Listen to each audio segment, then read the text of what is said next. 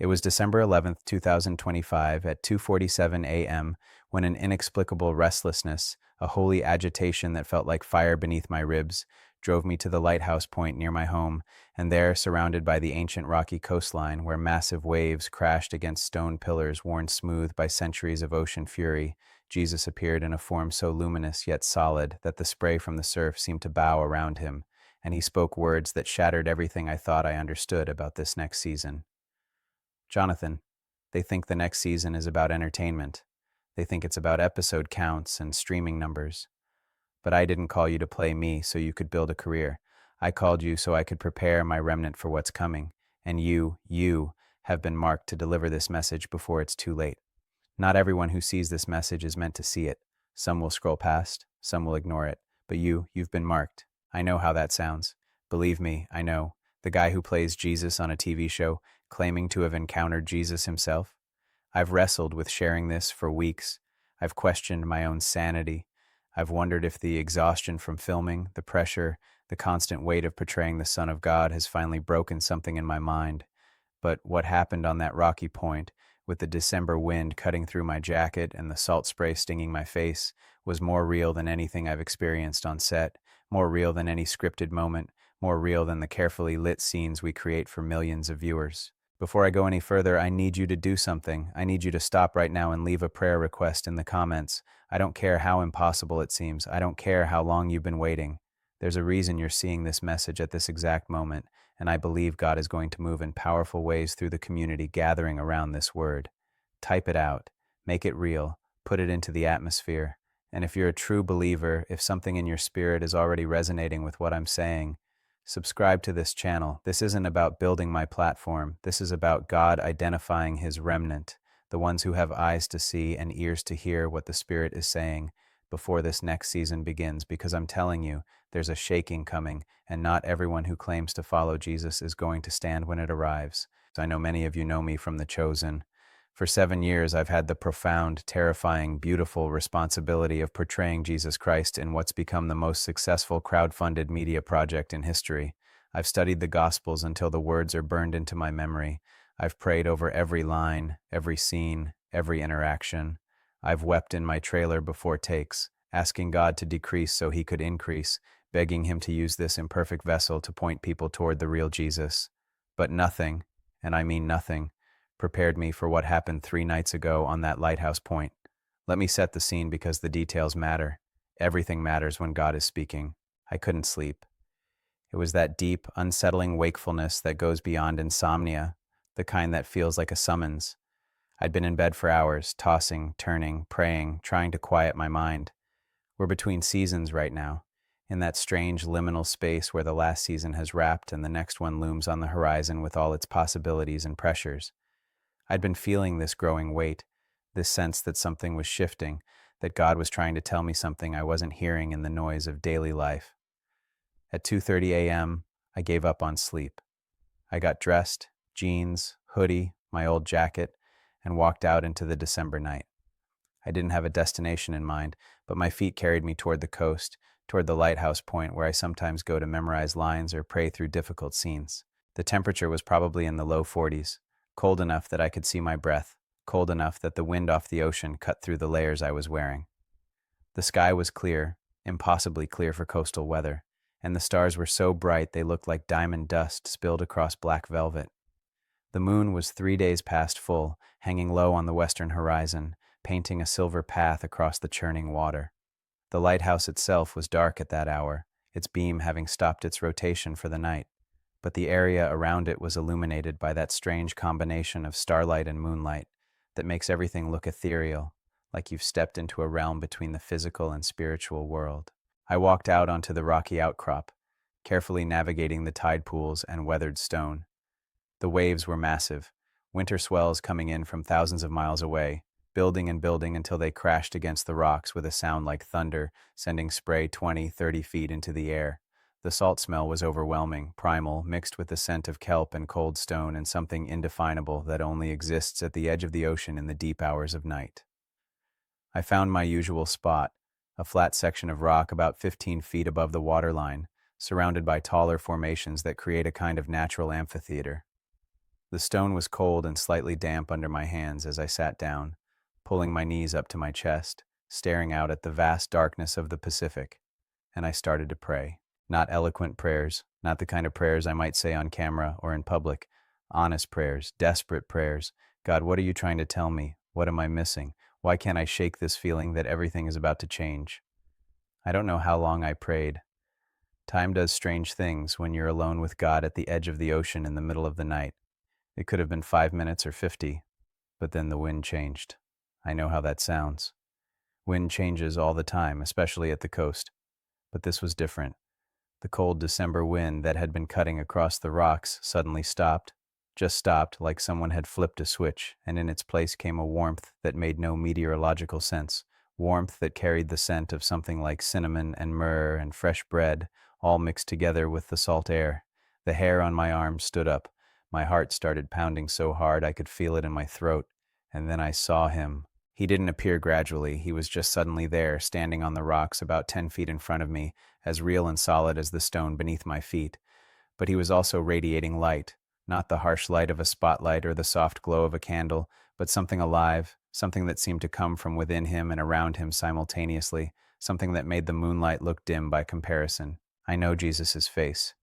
I've studied it in icons and paintings. I've researched first-century Jewish features. I've stared at my own face in the mirror as makeup artists transform me into a version of him for the cameras. But this face, his real face, was beyond anything art or imagination could capture. It was ancient and young at once. It held infinite compassion and absolute authority. It was the face of someone who had wept at Lazarus's tomb and overthrown the tables in the temple, who had blessed children and pronounced woes on hypocrites, who had forgiven his executioners and risen from the dead. "Jonathan," he said, and his voice was like the waves in the wind and something deeper than both, resonating not just in my ears but in my chest, my bones, my very spirit. I couldn't speak. I literally couldn't form words. I just stared at him, my mind trying to process what was happening, my heart torn between terror and joy. He smiled, not the gentle, slightly melancholic smile I try to portray on the show, but something fuller, more complex, with edges of sorrow and delight mixed together. "You've been asking me what I'm trying to tell you. Are you ready to hear it?" I nodded, still unable to speak. He moved closer, and I noticed that the spray from the waves was behaving strangely around him, parting like the water had consciousness and was showing reverence. He sat down on the rock beside me, sat down, like he wasn't the king of the universe, but my brother, my friend, and looked out at the ocean for a long moment before speaking again. "They think the next season is about entertainment," he said quietly. "They think it's about episode counts and streaming numbers and critical reviews. Even many who claim to be my followers, they've reduced what I'm doing to content. Good content, meaningful content, but still just content." He turned to look at me, and his eyes, I can't describe his eyes. They held galaxies. They held grief. They held love so intense it was almost unbearable to witness. "But I didn't call you to play me so you could build a career, Jonathan. I didn't allow this show to reach hundreds of millions of people just so they could have a nice historical drama to watch. I called this project into existence because I'm preparing my remnant for what's coming. And you have been marked to deliver this message before it's too late." "What message?" I finally managed to whisper.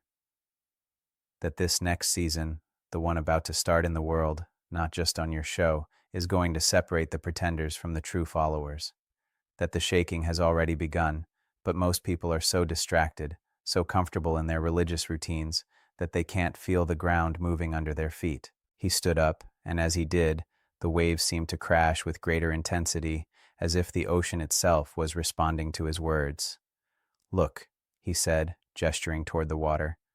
I looked, and what I saw made my breath catch in my throat. The moonlit path on the water was widening, brightening, and in it I began to see images, scenes, visions playing out on the surface of the waves like a cosmic movie screen. I saw churches, thousands of churches. Some were massive mega-churches with stadium seating and professional production. Others were small storefront congregations or house gatherings. And I watched as some of these churches suddenly erupted with genuine fire, not destructive fire, but the kind of holy fire that burned in the burning bush, the kind that purifies without consuming.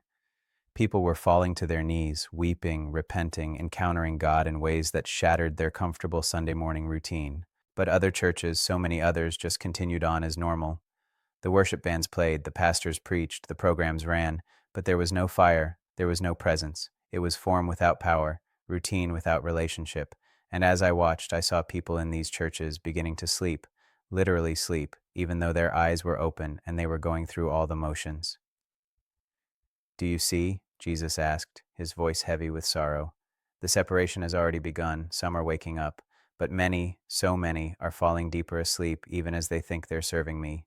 The scene on the water shifted, and I saw individuals now. I saw a woman in her kitchen at dawn, weeping as she prayed, her Bible open on the counter, encountering God in a way that was transforming her from the inside out. I saw a man in a corporate office closing his door during lunch to worship, and the presence of God filling that sterile space with glory.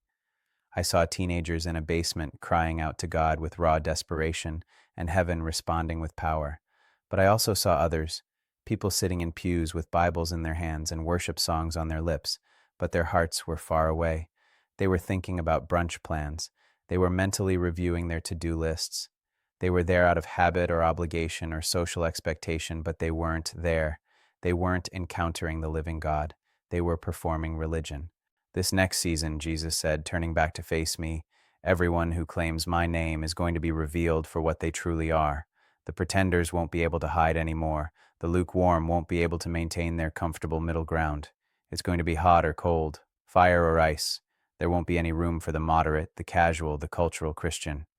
He paused, and the intensity of his gaze made me feel like he was looking straight through me, into every corner of my soul that I'd tried to keep hidden. "And you, Jonathan, do you know why I'm telling you this? Why I've brought you out here to this place where the land meets the sea, where the stable meets the unstable, where one wrong step could send you plunging into the deep?" I shook my head, tears streaming down my face now. "Because you're standing at the edge yourself. You think because you portray me, because millions watch you speak my words, that you're secure. But I'm asking you the same question I'm asking everyone who will hear this message. Are you truly mine? Not just professionally, not just publicly, but in the secret places, in the 2:47 a.m. moments, in the places where no camera will ever see and no audience will ever applaud." His words hit me like those waves hitting the rocks, with overwhelming force, breaking apart things I'd built, exposing what was underneath. I started, but he held up his hand. "Don't answer yet. Don't give me the quick religious answer. I'm going to show you things over the next 3 nights, things you need to see, things you need to understand, so that when you speak this message, it won't be theory. It will be from a place of encounter, from a place of your own transformation." The light around him began to intensify, and the warmth increased until I had to shield my eyes. "Tomorrow night," he said, his voice seeming to come from everywhere at once now, "come back to this place. I'm not finished with you. I'm not finished with this message. And those who have been marked to hear it, they need to be prepared for what I'm going to do." And then he was gone, not gradually fading, just gone. And the cold December wind rushed back in, and the normal moonlight looked pale and weak, and I was alone on the rocks with the sound of the waves and the rapid beating of my heart. I sat there for another hour, trembling, weeping, trying to process what had just happened. The rational part of my brain was screaming that this couldn't be real, that I'd imagined it, that stress and exhaustion had created some kind of vivid hallucination, but every other part of me, my spirit, my soul, even my body, knew with absolute certainty that I had just encountered Jesus, the real Jesus, not the character I portray, not a theological concept, but the living Son of God. When I finally made my way back home, as dawn was beginning to lighten the eastern sky, I felt completely undone. Everything I thought I knew about God, about faith, about my own life and calling, it had all been shaken loose, and I wasn't sure what would be left when the dust settled. But I knew one thing with absolute clarity. I had to come back the next night, and I had to share what I was being shown, no matter how crazy it might sound, no matter how people might react. Because if what Jesus said is true, if this next season is going to separate the real from the counterfeit, if a shaking is coming that will reveal what everyone truly is, then the people who have been marked to hear this message need to be warned. They need to be prepared. They need to be awakened before it's too late. That's why I'm recording this. That's why I'm sharing something so personal, so raw, so open to mockery and misunderstanding. Because I believe with everything in me that you're seeing this message right now for a reason, that your eyes landing on these words at this exact moment in time is not an accident, that you've been marked, chosen, selected by God Himself to be part of what He's doing in this next season. But you have a choice to make. You can scroll past. You can dismiss this as the ravings of an actor who spent too much time in character. You can protect your comfortable version of faith and continue on as you've been going. Or you can lean in. You can ask God to show you what He's showing me. You can prepare your heart for the encounter that's coming, for the separation that's already begun, for the shaking that will reveal what's real and what's pretense. Tomorrow night, I'm going back to that lighthouse point. I'm going back because Jesus told me to, because there's more He needs to show me, more He needs to say, and I'm going to share every bit of it with you, even the parts that terrify me, even the parts that challenge everything we've been taught about comfortable Christianity. The question is, will you come back tomorrow to hear it? Will you let God mark you for what's coming? Or will you be one of the ones who scrolls past, who ignores the warning, who stays asleep even as the alarm is sounding? The choice is yours, but I'm telling you, I'm begging you, don't miss what God is doing right now. Don't miss this moment. Because I have a feeling that when this next season fully unfolds, there won't be any second chances to get right what we're getting wrong now. Come back tomorrow night. I'll tell you what happened on the second night at the lighthouse point. I'll share what Jesus showed me about the scope of what's coming, about who's ready and who's not, about the cost of being truly marked as His. But for tonight, just sit with this. If you're seeing this message, you've been chosen. The question is, what will you do with that choosing? I barely slept the entire day after that first encounter. How could I? Every time I closed my eyes, I saw His face, that impossible combination of mercy and authority, of tenderness and power. Every time I started to drift off, I'd jolt awake with His words echoing in my mind. Are you truly mine? Not just professionally, not just publicly, but in the secret places.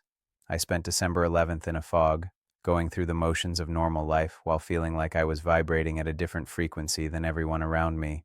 I tried to pray, but words felt inadequate. I tried to read scripture, but every passage seemed to burn with new meaning, new urgency. I tried to tell my wife what had happened, but how do you explain an encounter with the living God? How do you put into words something that transcends language? By the time evening came, I was a mess of anticipation and terror. Part of me wondered if I'd dreamed the whole thing, if I'd show up at the lighthouse point and nothing would happen, and I'd have to face the reality that I was losing my grip on sanity. But another part of me, the deeper part, the part that knows truth when it encounters it, was absolutely certain that Jesus would be there again, that the message He'd started to download into my spirit wasn't complete. I left the house at 2:15 a.m., giving myself time to walk slowly to the lighthouse point, to prepare my heart, to quiet the noise in my head. The night was colder than it had been 24 hours earlier. The temperature had dropped into the mid-30s and a wind was blowing in from the northwest, carrying the sharp scent of winter storms forming far out at sea. The sky was different tonight, too. Yesterday's crystalline clarity had given way to scattered clouds racing across the face of the moon, creating a constantly shifting pattern of light and shadow across the landscape. The waves were bigger, more aggressive, exploding against the rocks with such force that spray was reaching places it hadn't touched the night before. I made my way out to the same spot, the flat section of rock in the natural amphitheater, and this time I came prepared. I'd brought a thermos of coffee, a blanket, my Bible, as if any of those things could help me in what was about to happen. I spread the blanket on the cold stone and sat down, pulling my jacket tighter against the wind, watching the violent dance of the ocean under the racing clouds and fitful moonlight. I didn't have to wait long. At exactly 2:47 a.m., I'd checked my phone, wondering if the timing would be the same. The wind changed again. That same impossible shift from cutting cold to inexplicable warmth. That same scent of cinnamon and myrrh and fresh bread cutting through the salt air. And that same sudden presence, so powerful and undeniable that my whole body responded before my eyes even confirmed what my spirit already knew.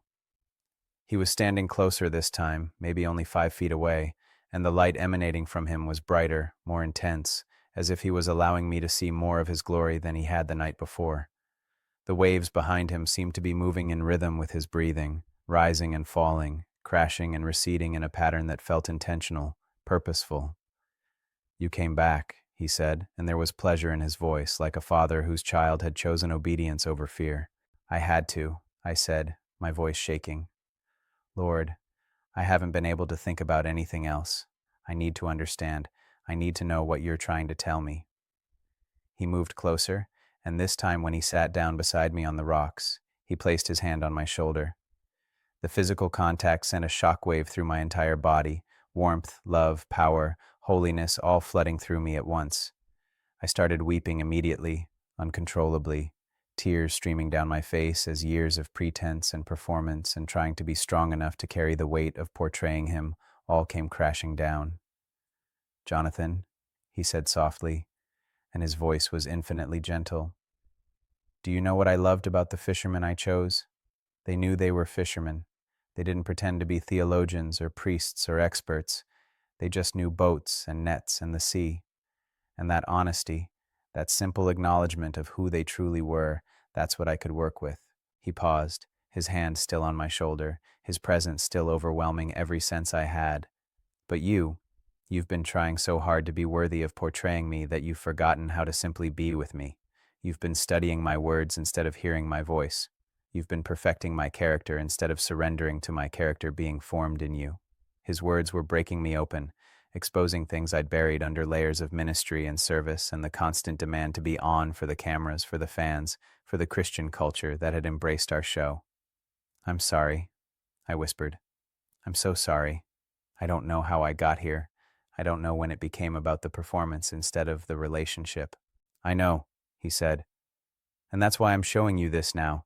Because what's coming is going to burn away everything that's performance, everything that's pretense, everything that's built on human effort instead of my spirit, and I love you too much to let you face that unprepared." He stood then, and as he did, the clouds overhead suddenly parted, revealing a vast expanse of stars that seemed impossibly bright, impossibly close. The Milky Way stretched across the sky like a river of light, and the waves below reflected the starlight until it felt like we were suspended between two oceans, one of water, one of stars. "Look," he commanded, his voice taking on a tone of authority that made the rocks beneath me vibrate. "Look at the scope of what I'm doing." I looked up, and the stars began to move, to swirl, to form patterns and images that told a story written across the cosmos itself. I saw the world, not as a globe or a map, but as he sees it, with billions of souls burning like small flames scattered across the darkness. Some flames burned bright and steady, fed by genuine connection to him.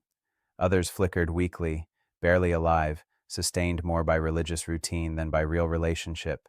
And some, so many, had gone out entirely, though the people themselves still walked around claiming his name, attending churches, posting scriptures on social media, completely unaware that the light within them had been extinguished. "This is the true state of my church," Jesus said, his voice heavy with sorrow. "Billions claim my name. Millions gather in buildings dedicated to my worship, but look closer. Look at how few are truly burning with my presence." The vision zoomed in, and I began to see specific scenarios playing out among the stars, each one a window into a different life, a different heart condition. I saw a pastor in a large church. I won't say where, but I recognized the building from conferences I'd attended. He was in his office preparing a sermon, but as I watched, I could see that his mind wasn't on me, wasn't on the Spirit, wasn't on what his people needed to hear. He was thinking about metrics, about attendance numbers, about how this message would play with the biggest donors, about building his brand. His flame was barely flickering, choked by ambition and the cares of this world. "He started well," Jesus said quietly. 20 years ago, he would have given his life for my gospel, but success poisoned him, slowly, subtly. He didn't even notice when he stopped asking what I wanted and started asking what would work. And now he stands before thousands every week and speaks words without power, because he's no longer speaking from encounter, he's speaking from expertise. The scene shifted, and I saw a woman, middle-aged, sitting in a church service, her hands raised in worship, tears streaming down her face. But as I looked closer, I could see that her flame was burning brightly, intensely, fed by hours of pre-dawn prayer and genuine desperation for God. She wasn't impressive by worldly standards. She wasn't on any stage. She'd never be invited to speak at conferences, but the light burning in her was authentic, powerful, rooted in deep intimacy with Jesus. "She is ready for what's coming," he said. "When the shaking begins, she will not be moved, because she's not built on programs or personalities or emotional experiences. She's built on me, on genuine relationship, on encounter that has transformed her from the inside out. Again, the vision shifted, and this time I saw a group of young people, college age, maybe younger, gathered in someone's dorm room. They'd pushed the furniture against the walls, and they were on their faces, crying out to God with raw, unpolished desperation. No worship band, no professional production, no leader with a theology degree directing things. Just hungry hearts encountering a living God. "These are the ones I'm raising up," Jesus said, and I could hear excitement in his voice now, joy mixing with the sorrow. "These are the ones who are going to carry my presence in the next season. Not the polished, not the professional, not the ones with the biggest platforms, but the desperate, the hungry, the ones who would rather have me than success, rather have my presence than people's approval." I watched as the presence of God fell on that dorm room like fire, and those young people began to shake and weep and laugh and prophesy. And I saw their flames growing brighter, expanding, beginning to spread to others around them. I saw them going into their classes, their jobs, their everyday interactions, carrying that presence with them, and everywhere they went, other flames either ignited or were exposed as false. "This is what the separation looks like," Jesus said. "Those carrying genuine fire will ignite genuine hunger in others, but they'll also expose the counterfeit. They'll make people uncomfortable. They'll disrupt comfortable Christianity. And many, so many will reject them, will push them out, will call them divisive or extreme or unbalanced." The vision expanded, and I began to see the scope of what he was showing me. Across the country, across the world, I saw pockets of genuine fire beginning to burn brighter. House churches, college dorm rooms, early morning prayer meetings, marketplace encounters, not the places where cameras were rolling or where Christian celebrities were speaking, but in hidden places, among ordinary people who had gotten desperate enough to stop performing and start genuinely seeking. But I also saw the institutions, so many of the institutions, continuing on as normal, completely unaware that the presence of God was lifting, that what they were doing was becoming mere form without power. I saw megachurches with spectacular production values but empty spiritual hearts. I saw denominations more concerned with maintaining their traditions than encountering a living God. I saw Christian media empires built on personality and branding rather than on authentic move of the Spirit. "The shaking is going to reveal this," Jesus said, his voice like thunder now, the waves below crashing with such force that spray was reaching us even on our elevated outcrop. "I'm going to remove my hedge of blessing from the institutions that have replaced me with programs. I'm going to withdraw my presence from the platforms that have chosen popularity over my power, and it's going to shock people. It's going to devastate people because they've put their faith in the visible, the impressive, the successful, instead of in me." He turned to face me directly, and the intensity in his eyes was almost unbearable. "Jonathan, do you understand why I'm showing you this? Do you understand why you've been marked to carry this message?" I shook my head, overwhelmed by everything I was seeing and hearing. "Because you have a platform," he said. "Because millions watch you portray me. Because you have access to spaces and audiences that many of these hidden, faithful ones will never reach. But," and his voice became stern, authoritative, "you can only carry this message from a place of genuine encounter. You can only speak this word if you yourself have been transformed by it. You can only call people into authentic relationship with me if you yourself have abandoned the performance and returned to intimacy." His hand gripped my shoulder more tightly, and I felt like I was being held in place, like without his hand I might fly apart into 1,000 pieces. "So I'm asking you again, and I need you to answer me honestly, not religiously. Are you truly mine? Have you been serving me, or have you been serving the idea of me? Have you been seeking my face, or have you been seeking the blessing of portraying my face? Have you been building my kingdom, or have you been building your career?" The questions cut like a knife, but they were surgical cuts, meant to heal, not to harm. And sitting there on those rocks with the winter wind now whipping around us, and the spray from the massive waves soaking my clothes, with the stars wheeling overhead and the presence of God more real than anything I'd ever experienced, I couldn't hide behind religious answers anymore. "I don't know," I admitted, my voice breaking. "I don't know, Lord. I started out wanting only you. I started out desperate just to be used by you in any way. But somewhere along the way, I don't even know when, it became about the show, about the impact, about the metrics, about proving that faith-based media could be excellent. And I justified it all because it was for you, because we were pointing people to you. But you're right. I've been serving the idea of you instead of actually being with you. I was sobbing now, my whole body shaking with a grief I didn't even know I'd been carrying. Grief for the simplicity I'd lost. Grief for the intimacy I'd traded for impact. Grief for all the times I'd chosen the camera over the prayer closet, the interview over the encounter, the approval of people over the approval of God. Jesus knelt down beside me then, and he pulled me into an embrace that I can only describe as coming home. Every orphaned part of my soul, every striving and performing and desperate to prove myself part, suddenly found rest in that embrace.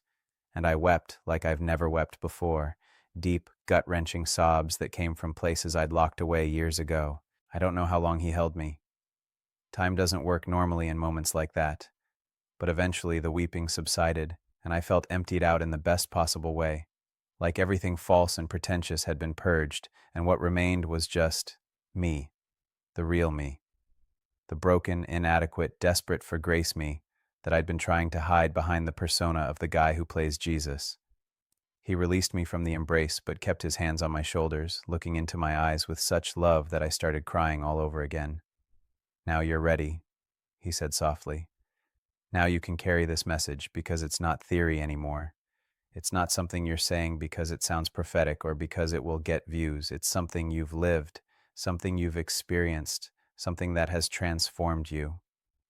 He stood, pulling me to my feet with him, and we stood together on those rocks with the chaos of the ocean below and the vastness of the stars above. "The scope of what's coming is bigger than you can imagine," he said. "Bigger than one show or one platform or one message. I'm shaking everything that can be shaken.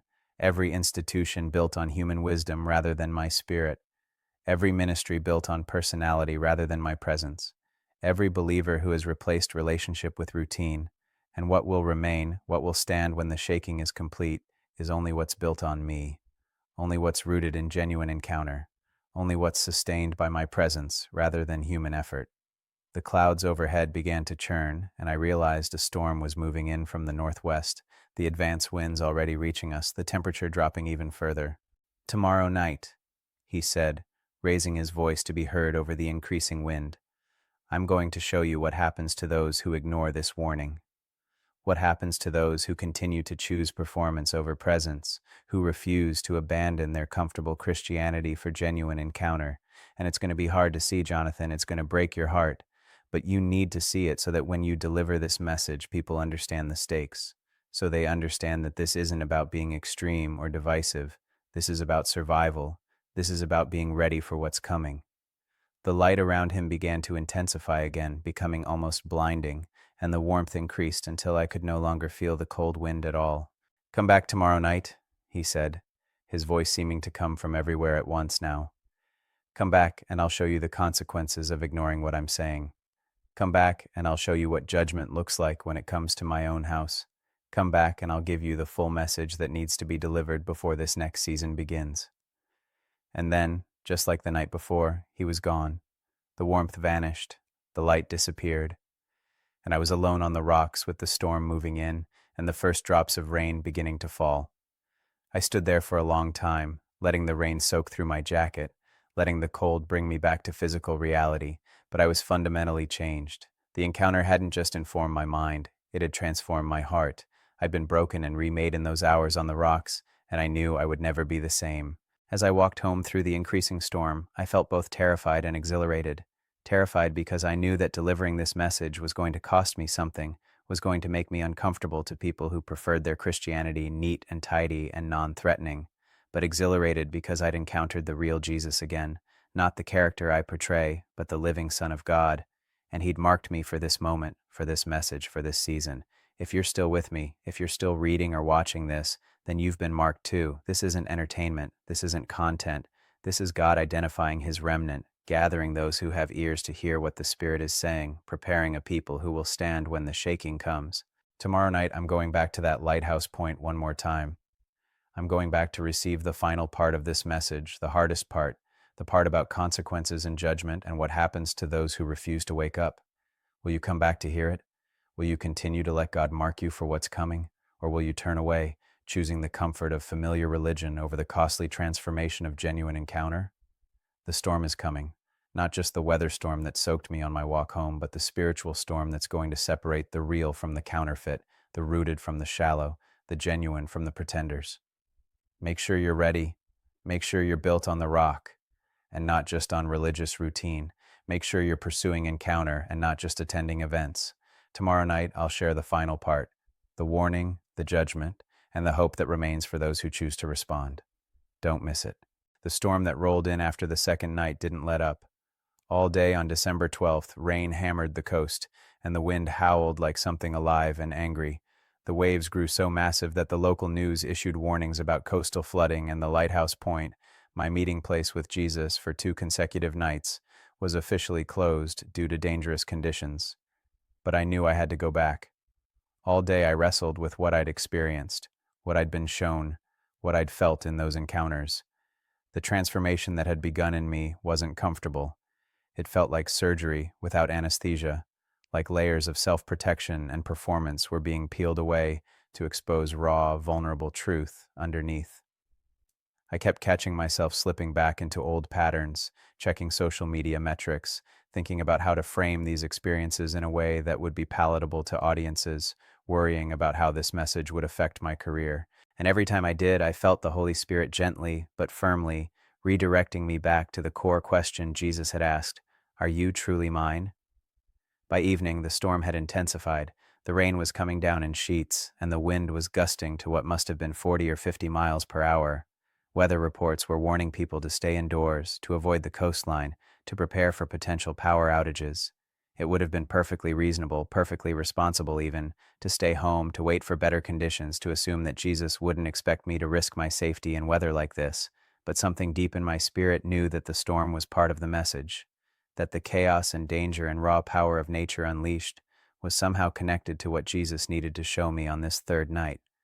So at 2 a.m. on what was now December 13th, I dressed in my most waterproof gear, grabbed a heavy-duty flashlight, and headed out into the storm.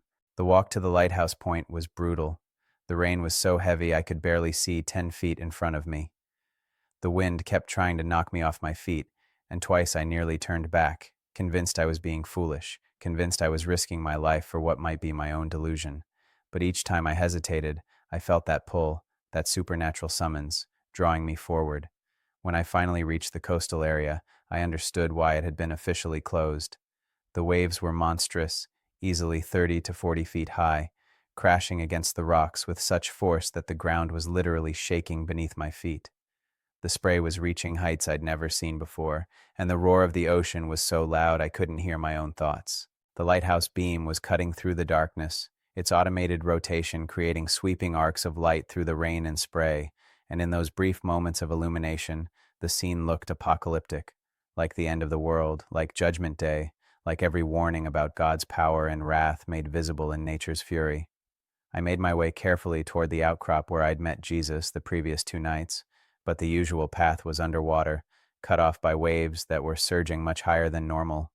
I had to find another route, climbing higher on the rocks, moving more inland, finding a position that was elevated enough to be safe but still gave me a view of the ocean's rage. By the time I found a spot and managed to wedge myself between 2 large rocks for stability, I was completely soaked, despite my rain gear, shivering from cold, and questioning every decision that had led me to this moment. And then, at exactly 2:47 a.m., I checked my phone, the screen barely visible in the rain. Everything changed. The storm didn't stop, but suddenly I could see through it like a veil had been lifted from my eyes. And standing before me, completely dry despite the torrential rain, was Jesus. But tonight he appeared different. The gentleness of the first 2 nights was gone.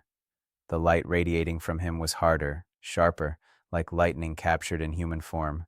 His eyes held the weight of eternity, and his expression was terrible in its holiness, not cruel, but absolutely unwilling to compromise with anything false or half-hearted. "Jonathan," he said, and his voice cut through the storm like a sword, "tonight I'm going to show you what happens to those who ignore the warning.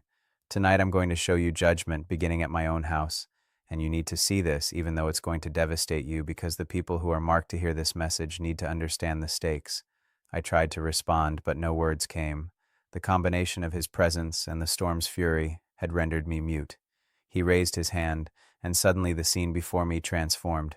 The physical storm was still raging, but overlaid on it, or maybe revealed through it, was a spiritual reality that made my blood run cold. I saw churches again, thousands of them, but this time I was seeing them as they would be, not as they were now. And what I saw was horrifying. I watched as the presence of God, visible as a kind of glowing cloud like the Shekinah glory that filled the temple in the Old Testament, began to withdraw from building after building, not suddenly, not dramatically, but slowly, steadily, like a tide going out. And the pastors kept preaching, the worship bands kept playing, the programs kept running, the social media posts kept going up, but the glory was leaving, and they didn't even notice.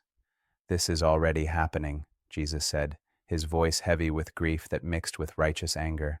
"I'm withdrawing my manifest presence from the houses that have made me a guest instead of the Lord, from the ministries that have replaced my spirit with strategic planning, from the leaders who have chosen crowds over character, and they don't even know it's happening because they've been measuring success by the wrong metrics for so long that they can't tell the difference between my presence and their own production." The vision zoomed in on one particular megachurch. Again, I won't say where, but I'd been there, had spoken there during a promotional event for The Chosen.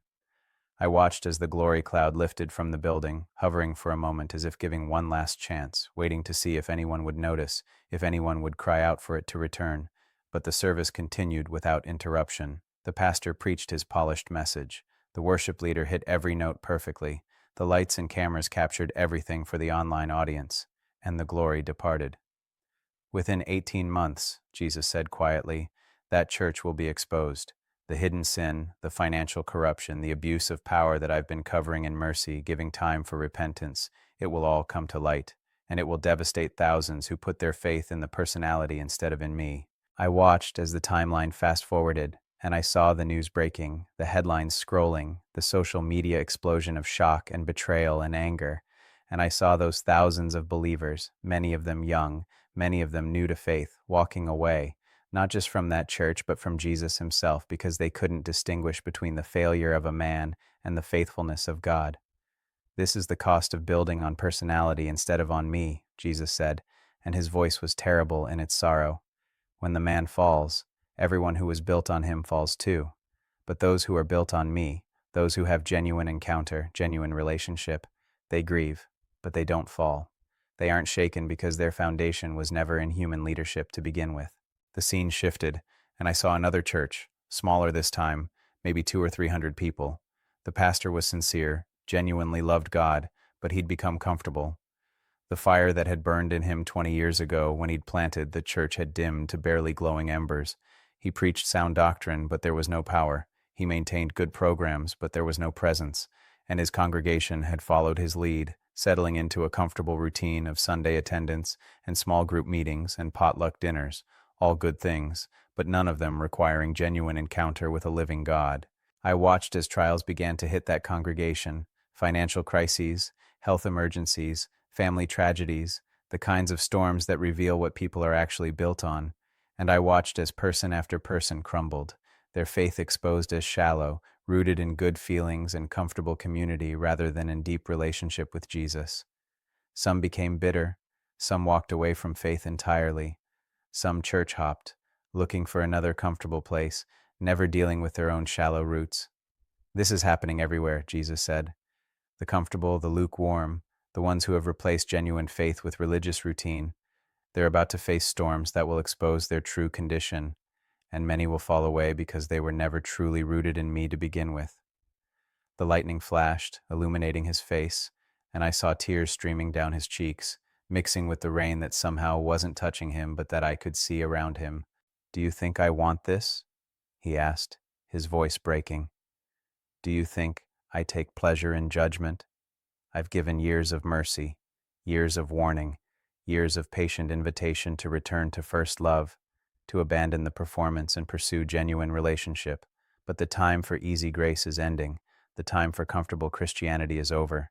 The shaking is coming, and everything not built on me is going to fall." The vision expanded, and I began to see individual believers, people I recognized, some from the industry, some from churches I'd visited, some whose faces I'd seen at events or conferences. I won't name names, can't name names, but I saw their futures splitting into two paths based on the choice they were about to make. One person, a worship leader with a significant following, faced a choice between pursuing a record deal that would require compromising his message and staying in obscurity but keeping his integrity. I watched as he chose the deal, chose the platform, chose the success, and I watched as over the next 5 years, his flame slowly died until he was just performing, just going through the motions, his music still skillful but empty of genuine presence. He ended up walking away from faith entirely by year 7, another cautionary tale of someone who'd gained the world but lost their soul. But then I saw the alternate path, the one he didn't take. I saw him choosing obscurity, choosing integrity, continuing to lead worship in his small church, continuing to seek God in hidden places, and I saw God meet him there, saw the fire in him grow brighter, saw him eventually being elevated not by strategic career moves, but by God's own hand, becoming a voice that carried genuine power because it was rooted in genuine encounter. Every single person who claims my name is facing this choice right now, Jesus said, the choice between what works and what's true, between what's successful and what's anointed, between building a platform and building a relationship, and the choice they make in this season will determine whether they stand or fall in what's coming. Another vision, a young woman I'd met briefly at a conference, on fire for God, passionate about missions, desperate to make a difference. I watched as she faced the choice between going to the mission field like she'd felt called to do, or taking a high-paying job that would give her security and comfort and the ability to support missions financially. I saw her choose the job, saw her slowly getting comfortable, saw the fire in her dimming as the cares of this world and the deceitfulness of wealth choked out what had been planted in her heart. 10 years later, she was still attending church, still giving generously, but the passionate, world-changing calling had been replaced by comfortable, safe Christianity. But then I saw the other path, her going to the mission field, facing hardship and danger and sacrifice, but encountering God in ways she never could have in comfort.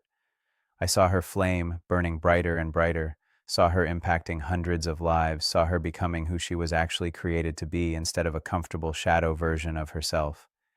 This is what's at stake, Jesus said, his voice rising above the storm.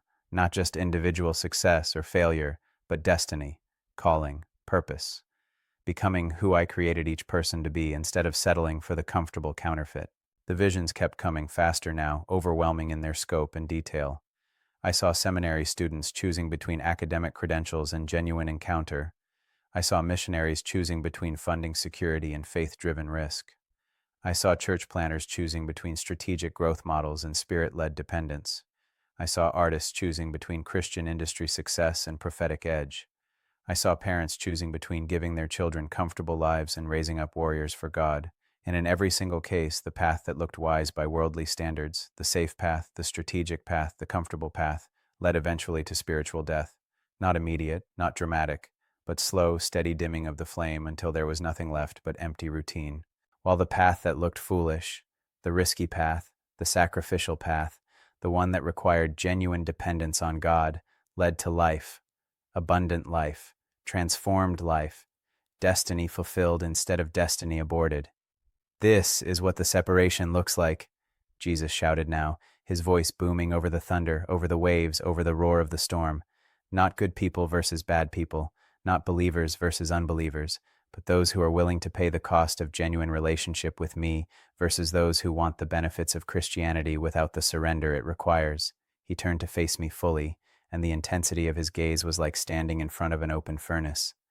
And you, Jonathan, do you understand now why you've been marked to deliver this message? Do you understand why I've shown you all of this? I think so, I managed to say, my voice hoarse from emotion. Because people respect the platform I have. Because they know me from the show. Because if I say it, they might actually listen. Yes, he said, but also because you yourself have stood at this crossroads. You yourself have faced the choice between building a career and building a relationship. You yourself have wrestled with whether to pursue the success the industry offers or to pursue genuine encounter with me. And the choice you make, the choice you're still making every day, will determine whether you can actually carry this message with authority or whether you're just another voice saying religious words without power. He reached out and placed both hands on my shoulders, and I felt like I was being held in place by the weight of eternity itself. So I'm asking you one final time, and I need you to understand that this isn't a theoretical question. This isn't something you can answer with religious language and then go back to business as usual. This is the question that will determine your trajectory from this moment forward. Will you choose me over the platform? Will you choose my presence over people's applause? Will you risk everything you've built to pursue genuine intimacy with me, even if it costs you the career, the recognition, the success you've worked so hard for? The storm raged around us, and I felt like I was standing at the edge of a cliff, being asked to jump into darkness with only his word that there would be something to catch me. Every practical part of my brain was screaming reasons why I couldn't make that choice. I had responsibilities. I had people depending on me. I had contracts and commitments and a show that was impacting millions. How could I risk all of that? How could I potentially throw away the platform God had given me? But even as those thoughts formed, I knew they were excuses. I knew that what he was asking wasn't for me to quit the show or walk away from ministry. He was asking me to reorder my priorities, to make relationship with him primary and everything else secondary, to stop measuring success by impact and start measuring it by intimacy, to be willing to lose everything I'd built if that's what genuine obedience required. Yes, I heard myself say, and as the word left my mouth, something inside me broke free. Yes, Lord, I choose you, not the career, not the platform, not the approval, just you, whatever that costs, whatever that looks like. I choose genuine relationship over religious performance. I choose your presence over people's applause. I choose you. The moment I spoke those words, the storm around us intensified to a level that should have terrified me. The lightning was constant, the thunder continuous, the waves so massive they looked like moving mountains. But simultaneously, the presence of God increased until I felt like I was being consumed by holy fire, like every cell in my body was being recalibrated to a new frequency, like I was being remade from the inside out. Jesus pulled me into another embrace, and this time the power flowing through him into me was almost unbearable. I felt years of false self falling away, years of pretense and performance and trying to be strong enough burning up in the holy fire. And what was left was raw, vulnerable, completely dependent on him, but also more truly myself than I'd ever been. Now you're ready, he said, releasing me, but keeping his hands on my shoulders. Now you can carry this message because you've lived it. Now you can call others into this choice because you've made it yourself. The lightning flashed again, and in its light I saw his face clearly, still terrible in its holiness, but also infinitely tender, infinitely loving. Tomorrow, tonight, when you share this final part of the message, tell them everything. Tell them about the judgment coming to my house. Tell them about the choice everyone is facing. Tell them about the cost of genuine discipleship and the greater cost of refusing it. And tell them, his voice became urgent now, intense. Tell them that time is running out. The shaking has already begun. The separation is already happening. And the window for making this choice, while it's still relatively easy, is closing fast. He released my shoulders and took a step back, and the light around him began to intensify until I had to shield my eyes. There's hope, Jonathan. That's what you need to emphasize tomorrow. Yes, judgment is coming. Yes, the shaking is real. Yes, many will fall because they built on sand instead of on rock. But for those who are willing to respond, for those who are willing to abandon their comfortable Christianity and pursue genuine encounter, for those who choose me over everything else, there's hope, there's transformation, there's the abundant life I always promised, the kind that isn't found in comfort but in complete surrender to my will. The wind was howling now, and the rain was coming down so hard I could barely keep my eyes open, but I didn't want to look away from him, didn't want this moment to end. Go home, he commanded. Rest, process what you've seen, and tomorrow deliver this message with everything in you. Deliver it knowing that many will reject it. Deliver it knowing that it might cost you followers, might cost you opportunities, might make you controversial in Christian circles that prefer their messages encouraging and comfortable. But deliver it anyway, because the ones who are marked to hear it, the remnant I'm gathering for what's coming, they desperately need to hear this word before it's too late.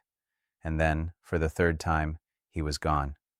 The supernatural presence lifted, the ability to see through the storm vanished, and I was just a soaked, shivering man crouched between rocks in a dangerous storm that I had no business being out in. Getting home was even harder than getting there had been. The storm was still intensifying, and I was physically and emotionally and spiritually exhausted from the encounter, but somehow I made it, collapsing inside my door just as the first hints of dawn were beginning to lighten the eastern sky.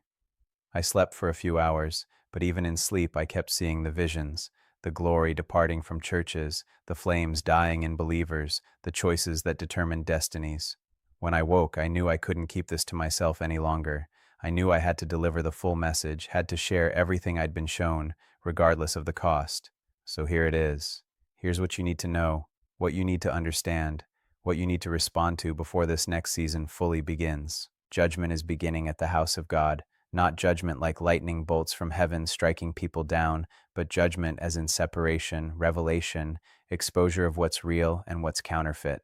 The glory is departing from places and people and institutions that have replaced God's presence with human performance. And when the glory departs, what's left is just religion, empty, powerless, unable to stand against the storms that are coming. Every single person who claims the name of Jesus is facing a choice right now, the choice between genuine relationship and religious routine, between pursuing God's presence and pursuing success, between comfortable Christianity and costly discipleship. And the choice you make will determine whether you stand or fall in what's coming. The cost of choosing genuine encounter is high. It might mean releasing platforms you've built. It might mean embracing obscurity when you've tasted recognition. It might mean financial sacrifice, relational loss, misunderstanding from people whose approval you valued. It might mean being called extreme or divisive or unbalanced by the comfortable Christians who don't want to be disturbed. But the cost of not choosing genuine encounter is higher. It's slow spiritual death. It's destiny aborted. It's flame extinguished. It's building on sand that will collapse when the storms come. It's being exposed as counterfeit when the shaking separates the real from the fake. Time is running out. The window for making this choice while it's still relatively easy is closing. Soon, very soon, the stakes will be raised, the pressure will intensify, and the cost of genuine discipleship will increase, but so will the cost of refusing it. If you've made it this far, if you're still with me, then you're marked.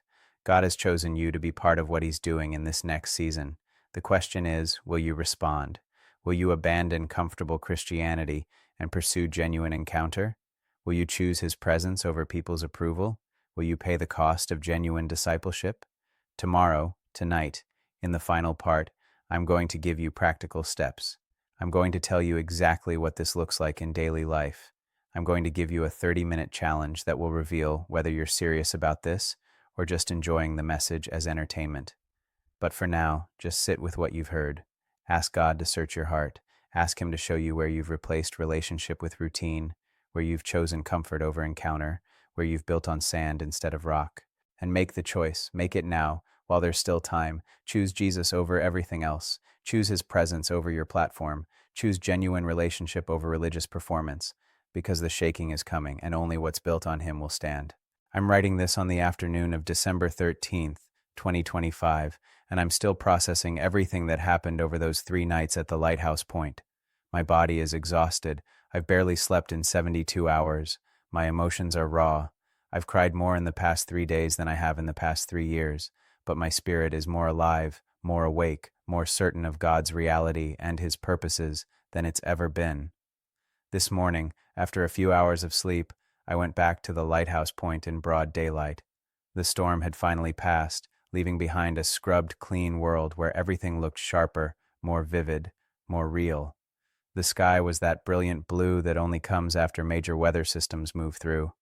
The ocean, which had been a churning chaos of 40-foot waves just hours before, was almost calm, with gentle swells rolling in and breaking softly against the rocks.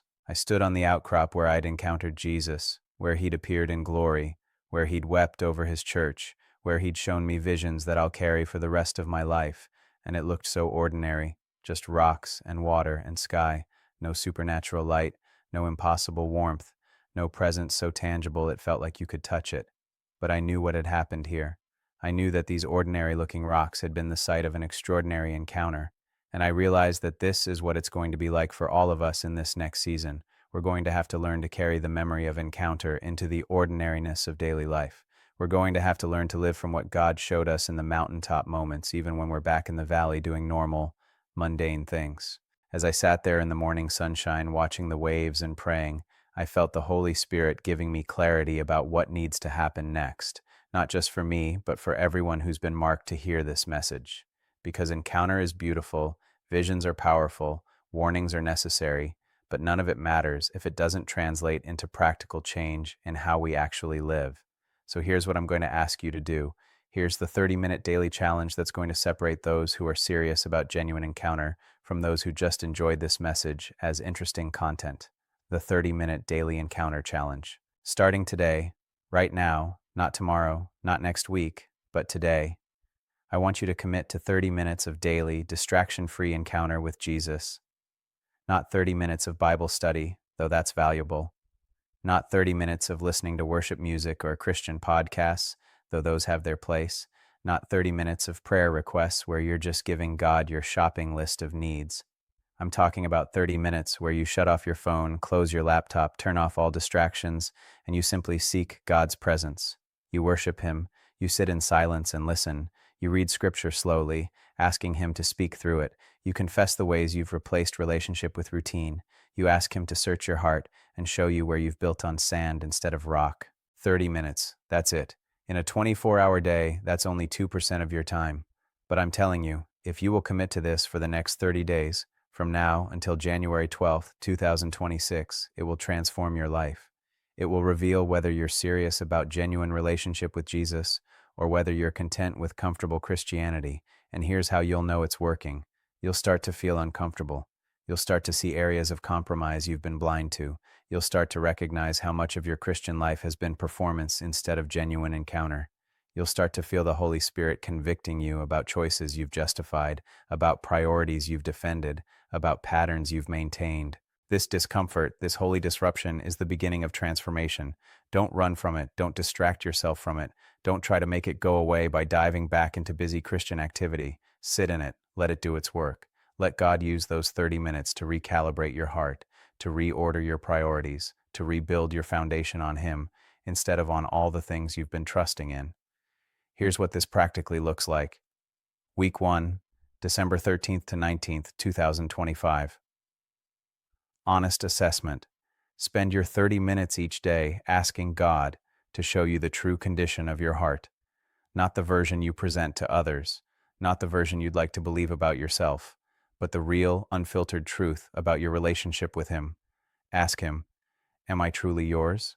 Or have I been serving the idea of you while keeping my real allegiance to comfort, security, approval, success? Write down what He shows you. Be ruthlessly honest. Don't spiritualize or soften it. If He reveals that your faith has been more about community than encounter, write that down. If He shows you that you've been more concerned with what people think than what He thinks, acknowledge it. If He exposes that you've been building on sand, own it. This is going to be painful. You might weep like I wept on those rocks. You might feel like everything you thought you knew about your walk with God is being challenged. That's good. That's the beginning of genuine transformation. Week 2, December 20th to 26th, 2025. Repentance and release. Spend your 30 minutes each day in genuine repentance, not just feeling sorry, but actually turning away from the patterns and priorities that have replaced God with counterfeits. Release your grip on the platforms you've built, the security you've pursued, the approval you've craved, the success you've chased. Tell God that you choose Him over all of it, and mean it.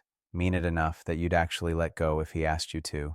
This week includes Christmas, and I want you to notice how difficult it might be to carve out this 30 minutes when you're surrounded by family, festivities, and all the demands of the holiday season. Your ability to protect this time, to prioritize encounter even when it's inconvenient, will reveal how serious you are about this choice. Week 3, December 27th, 2025, January 2nd, 2026. Rebuilding on rock. Now that you've assessed honestly and repented genuinely, spend your 30 minutes each day asking God to show you what it looks like to build your life on Him instead of on sand. What does your daily routine need to look like to prioritize relationship with Him over everything else? What relationships need to change? What commitments need to be released? What opportunities need to be declined? What good things need to be sacrificed for the God things? Let Him rebuild your foundation. Let Him restructure your priorities. Let Him redesign your life around intimacy with Him instead of around achievement or comfort or success. Week 4, January 3rd to 9th, 2026. Walking in new reality. Spend your 30 minutes each day receiving His guidance for how to actually live out this new foundation. How do you carry the presence you're encountering in the secret place into your public life? How do you stay rooted in relationship when the pressures and demands of normal life resume? How do you recognize and resist the pull back to comfortable Christianity? Ask Him for specific strategies for your specific situation. A college student's daily walk will look different from a single parent's, which will look different from a retiree's. There's no one-size-fits-all formula, but there is a personal, customized blueprint that God wants to give you for living from genuine encounter in your unique context. Week 5, January 10th to 12th, 2026. Commitment and continuation. On these final 3 days, spend your 30 minutes asking God what comes next. Is this 30-minute daily practice going to continue? I hope so. I believe it should become a non-negotiable part of your rhythm. What has shifted in you over these 30 days? What has God revealed, rebuilt, restored? And most importantly, are you going to continue choosing Him over everything else, even after the intensity of this challenge fades? Even when the emotions settle and you're back to normal life? Even when it costs you something tangible? Now here's the accountability piece. I want you to comment below right now before you do anything else and make a public commitment to this 30-day challenge. Type it out. I commit to 30 minutes of daily encounter with Jesus from December 13th, 2025 to January 12th, 2026. Making it public creates accountability. It makes it real. It takes this from a nice idea to an actual commitment. And then, I want you to check back in. Leave a comment at the end of week 1 and tell all of us what God is showing you. Do the same at the end of week 2, week 3, and week 4. Let's build a community of people who are actually pursuing genuine encounter instead of just talking about it. You'll be able to identify the real ones, the ones who are actually doing this versus the ones who just thought it sounded inspiring, by who shows up in the comments. The ones who are genuinely seeking God will have things to report. They'll have stories of what He's showing them, how He's challenging them, where He's rebuilding their foundation. The ones who are just consuming this as content will disappear. They'll move on to the next inspiring message, the next spiritual high, the next thing that makes them feel good about their faith without requiring actual transformation. The warning. Here's what you need to understand. If you don't respond to this message, if you scroll past, if you ignore the conviction you're feeling, if you go back to comfortable Christianity after hearing this warning, it's going to be harder next time. God is patient, but He's not passive. He's merciful, but He's not mocked. The shaking is coming whether you prepare for it or not. The separation is happening whether you acknowledge it or not. And when the storms hit, when the trials come that reveal what you're truly built on, you're going to wish you had done the work now, while there was still time to rebuild your foundation. You're going to wish you had responded to the warning instead of dismissing it. I've seen what's coming. Jesus showed me. I've seen the flames going out in people who thought they were fine. I've seen the collapse of things built on sand. I've seen the devastation of those who chose comfort over encounter, approval over obedience, success over surrender. But I've also seen the hope. I've seen the ones who respond to this message standing firm when everything around them is shaking. I've seen them burning brighter as others are dimming. I've seen them becoming who they were always meant to be because they chose genuine relationship with Jesus over everything else. You get to choose which group you're in, but you have to choose now, not later, not when it's more convenient, not when the next season of the show comes out or when the next spiritual crisis hits. Now, while the Holy Spirit is moving, while the conviction is fresh, while the window is still open. Special word for those in ministry. If you're a pastor, worship leader, ministry worker, or someone in any kind of Christian leadership, this message is especially for you. You're at the greatest risk of replacing genuine encounter with professional performance. You're at the highest risk of measuring success by the wrong metrics. You're most likely to fall into the trap of serving the idea of Jesus instead of actually being with Jesus. I know because I've lived it. I've felt the pull to prioritize the show over the relationship, to measure my faithfulness by impact instead of by intimacy, to let the demands of portraying Jesus replace the discipline of pursuing Jesus. So I'm begging you, take this 30-day challenge seriously. Protect those 30 minutes like your ministry depends on it, because it does. Stop measuring your success by attendance or engagement or budget or growth, and start measuring it by the presence of God in your life. Because if His presence isn't there, if His glory has departed, then no amount of skill or strategy or hard work is going to accomplish anything of eternal value. You can build programs without His presence. You can preach sermons without His power. You can lead worship without His glory. But you can't transform lives. You can't prepare people for what's coming. You can't be part of what God is doing in this next season if you're running on empty, if you're operating from professionalism instead of from encounter. For those who feel like they've already blown it, Maybe you're reading this and you're thinking, it's too late for me. I've compromised too much. I've chosen comfort over encounter for too long. I've built my entire life on sand, and now it's going to collapse, and there's nothing I can do about it. Listen to me. There is hope. There is mercy. There is time to rebuild, but only if you start now. The thief on the cross got right with God in his final moments. The prodigal son was welcomed home after wasting everything. Peter was restored after denying Jesus 3 times. Your past doesn't have to determine your future if you're willing to genuinely repent and rebuild. But, and this is crucial, it has to be real repentance. Not just feeling bad, not just making promises, but actually turning away from the patterns that led you away from genuine encounter and actually turning toward Jesus with your whole heart. God is not looking for perfect people. He's looking for desperate people, hungry people, honest people who are willing to acknowledge the sand in their foundation and do the hard work of rebuilding on rock. If that's you, if you're willing to be honest about where you are and desperate to get where God wants you to be, then this 30-day challenge is your on-ramp back to genuine relationship. Take it. Commit to it. Let God use these 30 days to rebuild what's been broken, restore what's been lost, and reorient your entire life around intimacy with Him. The urgent timeline. I'm giving you until January 12th, 2026 to complete this challenge and report back. That's exactly 30 days from today. And I believe that date is significant. I believe that by mid-January, the next phase of what God is doing is going to become more visible. The shaking is going to intensify. The separation is going to become more obvious. The stakes are going to get higher. Those who have done the work, who have spent these 30 days rebuilding their foundation, pursuing genuine encounter, choosing Jesus over everything else, they're going to be ready. They're going to stand firm. They're going to be part of what God is doing instead of being casualties of what He's shaking. But those who ignored this message, who put it off, who went back to comfortable Christianity, they're going to find themselves unprepared when the pressure increases. And it's going to be so much harder to rebuild in the middle of the storm than it would have been to rebuild now in this season of relative calm. My personal commitment, I'm doing this challenge with you. I'm committing to the same 30 minutes of daily encounter that I'm asking you to commit to. I need this as much as anyone, maybe more, because of the platform I have, because of the temptation to let professional ministry replace personal relationship. And I'm going to be honest with you about how it goes. I'll be sharing updates, struggles, breakthroughs, and challenges, not to make it about me, but to encourage you, to let you know you're not alone in this, to model what it looks like to actually pursue genuine encounter in the midst of a busy life with real demands and responsibilities. You can follow along on this channel. I'll be posting regular updates throughout the 30 days.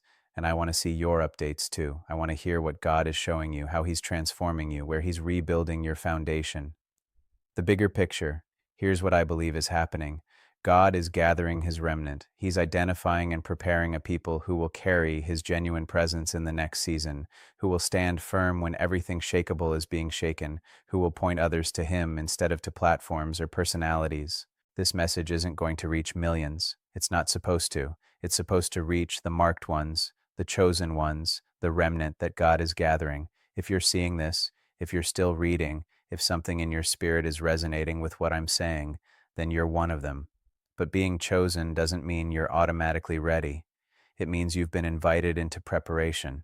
You've been given the opportunity to rebuild your foundation before the storms hit. You've been offered a path from comfortable Christianity to genuine encounter. Will you take it? Will you accept the invitation? Will you do the work? Final words. I want to end where I began, standing on that lighthouse point at 2:47 a.m. on December 11th, hearing Jesus say, "Not everyone who sees this message is meant to see it. Some will scroll past, some will ignore it. But you've been marked. You've been marked. Not because you're more spiritual than others, not because you're more deserving, but because God, in His sovereignty and mercy, has chosen to wake you up before the shaking intensifies. He's chosen to warn you, to prepare you, to give you time to rebuild. What you do with that choosing, that's up to you. I've delivered the message. I've shared what Jesus showed me over those 3 nights. I've given you the practical challenge that will separate serious disciples from casual Christians. I've warned you about what's coming and offered you hope for how to be ready. Now it's your turn to respond. The lighthouse point where I met Jesus looks ordinary in daylight, just rocks and water and sky. But I know what happened there. I know that the ordinary became extraordinary when the presence of God showed up. I know that my life was transformed in that place, on those rocks, in those encounters. And I believe the same thing can happen for you, not necessarily with visible visions or audible voices. God speaks to different people in different ways, but with genuine encounter, with real transformation, with foundations rebuilt on rock instead of sand. But only if you choose it, only if you commit to it, only if you do the work. So here's my final challenge to you. Before you close this video, before you scroll to the next thing, before you let this moment pass, make the choice. Comment below with your commitment to the 30-day challenge. Tell God right now, out loud, that you choose Him over everything else. And then protect those 30 minutes every single day for the next month like your spiritual life depends on it, because it does. The shaking is coming, the separation is already happening, the window for easy preparation is closing, but there's still time, there's still hope, there's still an open door for those who are willing to walk through it. Will you be one of them? The choice is yours. But choose quickly, choose today, choose now, because by the time the next season starts, both for the show and for the world, it's going to be too late to rebuild your foundation. You're going to have to stand on whatever you've built. Make sure you're building on rock. Make sure you're pursuing genuine encounter. Make sure you're truly His, not just in name, but in the secret places, in the 2:47 a.m. moments, in the depths of your heart where no one sees but Him. I'll see you in the comments. I'll see you in the updates. I'll see you on the other side of these 30 days, transformed by genuine encounter with the living God. And when the shaking comes, and it will come, we'll stand together, the remnant, the marked ones, the ones who chose presence over performance, relationship over routine, Jesus over everything else. God bless you, God strengthen you, God meet you in those 30 minutes every single day and transform you from the inside out. This is Jonathan Roumie, and this is the most important message I've ever delivered. Don't ignore it. Your eternity might depend on how you respond.